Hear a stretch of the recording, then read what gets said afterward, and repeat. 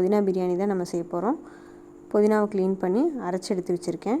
இப்போ குக்கரில் எண்ணெய் காஞ்சதுக்கப்புறம் பிரியாணி இலை, பட்டை, கிராம்பு, அப்புறம் லவங்கம், ஸ்டார் பூ இதெல்லாம் போட்டு அது பொரிஞ்சதுக்கப்புறம் ஒரு பெரிய வெங்காயத்தை நீல வாக்கில் கட் பண்ணி எடுத்து வச்சுருக்கேன். அதை இது கூட ஆட் பண்ணுறேன்.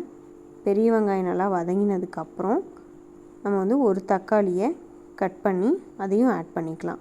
இப்போ பெரிய வெங்காயம் நல்லா வதக்கிக்கலாம். இப்போ தக்காளி போட்டாச்சு. இது ரெண்டுமே நல்லா வதங்கிறதுக்காக கொஞ்சமாக உப்பு போட்டிருக்கோம்.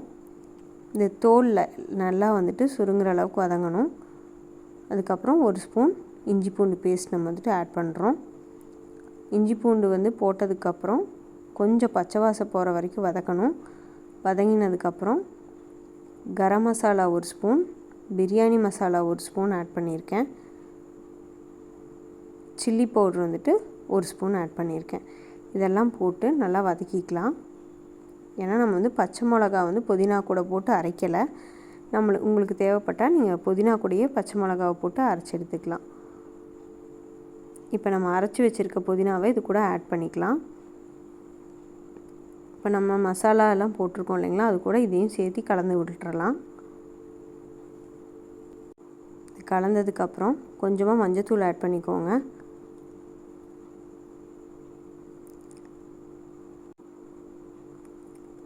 உப்பு தேவையான அளவுக்கு உப்பு போட்டுக்கோங்க. நான் அரிசி 2 டம்ளர் எடுத்து வச்சுருக்கனால இந்த அரிசி பார்த்திங்கன்னா பிரியாணி குருணைன்னு சொல்லுவாங்க. இது வெரைட்டி ரைஸ் செய்கிறதுக்கு, இந்த மாதிரி பிரியாணி ஐட்டம் செய்கிறதுக்கு நல்லா டேஸ்ட்டாக இருக்கும். நான் பிரியாணி குருணை அரிசி தான் ஆட் பண்ணியிருக்கேன். 2 டம்ளர் ஆட் பண்ணி அதுக்கு 4 டம்ளர் தண்ணி விட்டுருக்கேன். தண்ணி ரொம்ப அதிகமாகிடுச்சுன்னா சாப்பாடு குழஞ்சிரும்.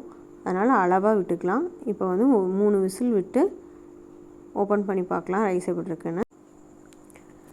சாப்பாடு நல்லா உதிரி உதிரியாக வந்திருக்கு. நம்ம தண்ணியை ஆட் பண்ணும்போது மட்டும் கொஞ்சம் பார்த்து ஆட் பண்ணணும், இல்லைன்னா சாப்பாடு குழஞ்சிரும். ஏன்னா இது குருணை அரிசியில் செய்கிறனால ரொம்பவுமே குழஞ்சிரும். அதனால் தண்ணி ஆட் பண்ணும்போது பார்த்து ஆட் பண்ணிக்கோங்க. நீங்கள் கடையில் கேட்டாலே கிடைக்கும். பிரியாணி குருணை அரிசின்னு கேட்டிங்கன்னா வெரைட்டி ரைஸ் அந்த மாதிரி பிரியாணிக்கெல்லாம் நல்லா டேஸ்ட்டாக இருக்கும். ட்ரை பண்ணி பாருங்கள்.